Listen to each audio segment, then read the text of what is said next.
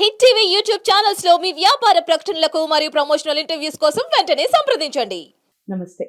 మన ఛానల్లో ఎన్నో మంచి కార్యక్రమాలు జరుగుతూ ఉంటాయి. ముఖ్యంగా మన సంప్రదాయాల గురించి, మన ఆధునిక జీవిత శైలి ఏ విధంగా నడుస్తోంది, అలాగే మనం ఏం నేర్చుకోవాలి, అసలు ప్రపంచం ఎటుపోతోంది, నిజంగా సంప్రదాయాలు నిలబడిన స్థానంలో ఉన్నామా, మనం ఆ సంప్రదాయాల్ని పాటిస్తున్నామా, మనకి తెలుగుదనం, తెలుగు ఉట్టిపడే ఒక ఆధునికమైన జీవన శైలిని కొనసాగిస్తున్న ఈ రోజుల్లో నిజంగా సంప్రదాయాలకి పెద్దపీట వేస్తున్నామా లేదా అన్న విషయాల మీద ఈరోజు మాట్లాడబోతున్నాను. నాతో పాటు ఉన్నారు ప్రముఖ వ్యక్తి అని చెప్పొచ్చు.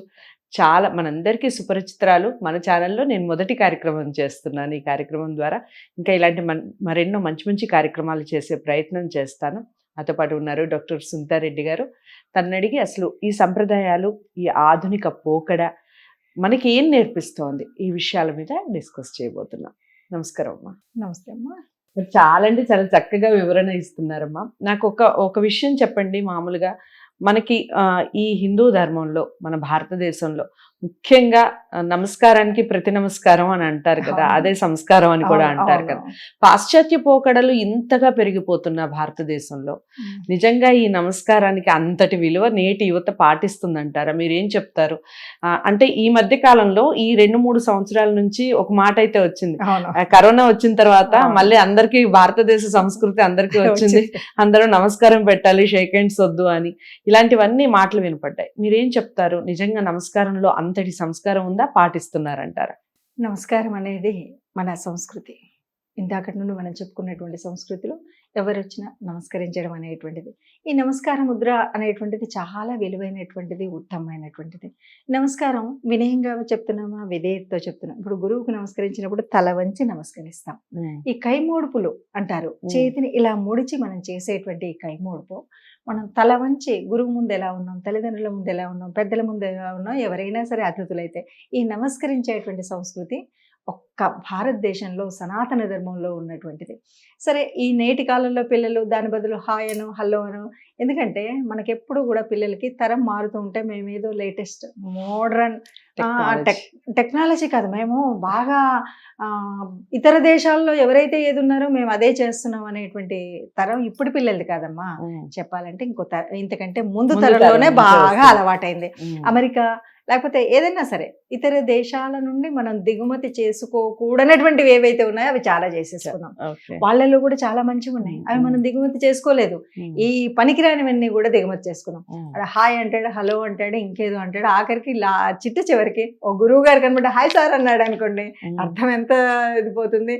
అట్లా ఎందుకంటే ఈ కల్చరు, దీన్ని కొంత సినిమాల ప్రభావం అనొచ్చు, లేటెస్ట్గా టీవీల ప్రభావం, అంటే ఏమంటారు సీరియల్స్ అవి, వాటిలలో కూడా నాన్న ఫ్రెండ్ అని నాన్నని పేరు పెట్టి పిలవడం, ఇలాంటివన్నీ వచ్చాయి చూడండి. పెద్దలను గౌరవించడం అనేటువంటి సంప్రదాయం నుండి మనం కిందకి దిగజారుతూ ఉన్నాం. దానివల్ల నాన్నని పేర్లు పెట్టే పిల్లలు చాలామంది పేరు పెట్టి, నేను మా నాన్న ఫ్రెండ్స్ లాగా ఉన్నాం, లేకపోతే నేను మా అబ్బాయి ఫ్రెండ్స్ లాగా ఉన్నామని వాడు వచ్చి పేరు పెట్టి పిలుస్తాడు.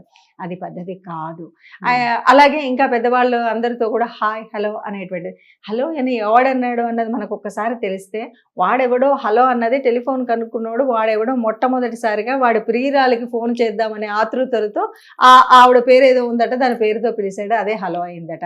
మరి అలాంటిది వాడే కనుక్కున్నవాడు కాబట్టి అక్కడేదో చేసినటువంటి టెక్నాలజీకి వాడు ప్రియురాలను పిలుచుకున్నాడు. మనకేం రోగం? చక్కగా మనకున్నటువంటి సంప్రదాయాన్ని బట్టి చక్కగా పలకరింపులో కూడా ఒక తేడా ఉండాలి. అన్నీ పక్కవాడి అయితే మనం ఈ దేశంలో పుట్టి ఈ ధన్యభూమి, పుణ్యభూమి, కర్మభూమి అన్నటువంటి ఇక్కడ దేవుడే లేడా? వాడేదో ప్రియురాలను పిలుచుకున్నాడు, మనం పిలుచుకోవచ్చు కదా చక్కగా. జై శ్రీరామనో, హరిహోమనో, ఇంకేదన్నా పెట్టవచ్చు కదా. హలో ఎందుకు ఫోన్ చేయగానే? ఇది మనం పాటించకూడని విషయం. ఇక నమస్కారాన్ని ఎవరు పాటిస్తున్నారంటే నాకు తెలిసి ఎవరు పాటించట్లేదమ్మా. ఏదో తప్పు అన్నప్పుడు తప్పనిసరి అయితే దేవుడు ముందు నమస్కరించడం ఒక పద్ధతి. ఇక ఇంకా కొంతమంది అటు ఇటుగా ఉన్న వాళ్ళు, నాన్న తాతయ్యరా నమస్కారం పెట్టు అంటే పెట్టాలో తెలియక అంటూ వాడు ఒక పిచ్చి చూపులే చూస్తారు తప్ప నిజంగా నమస్కార ముద్రలో ఉన్నటువంటి విలువను కనుక్కున్న వాళ్ళైతే లేరు తల్లి. నాకు తెలిసి నమస్కరించడం అనేటువంటిది అది ఎంత ఎదిగినా ఒదిగి ఉండేటువంటి ఓ గొప్ప లక్షణాన్ని చెప్పేటువంటి ఒక ముద్ర. కాబట్టి నమస్కారం దాని విలువ దానిదే. ఎవరైనా సరే ఇట్లా ఒక్కసారి నమస్కరించండి, ఆ రెస్పెక్ట్ వేరే చాలా ఉంటుంది. బాగుంటుంది. మనం ఎంత పెద్దవాళ్ళైనా చిన్నవాళ్ళైనా చిన్నపిల్లలు గవ్వుకుని ఇట్లా ఇట్లా రెండు బా చిన్నవాడైనా ఎంత ఎంత బుద్ధిమంతుడురా చక్కగా చెప్పారు కదా అంటూ ఉంటాం కదా. ఉమ్. సో మన యొక్క క్యారెక్టర్ని తెలిపే రకంగా ఉండేటువంటి ముద్ర అని. సో అదండి సంగతి. శ్రీమతి సునీత గారు చెప్పిన ప్రతి మాట నిజంగా మాటే మంత్రంగా ప్రతి ఒక్కళ్ళు పాటించే ప్రయత్నం చేయండి. వీడియో ఎలా అనిపించింది ఈ విషయాన్ని తప్పకుండా కామెంట్ బాక్స్లో తెలియజేస్తూ, మీరు ఇంకా ఎలాంటి కార్యక్రమాలు చూడాలనుకుంటున్నారు ఇవి కూడా కామెంట్ బాక్స్లో తెలియజేయండి. వీడియోని లైక్ చేసి షేర్ చేయండి, ఛానల్ని సబ్స్క్రైబ్ చేసుకోండి. మరో మంచి కార్యక్రమంతో మళ్ళీ కలిసే ప్రయత్నం చేస్తాను. ఇంతవరకు సెలవు, నమస్తే.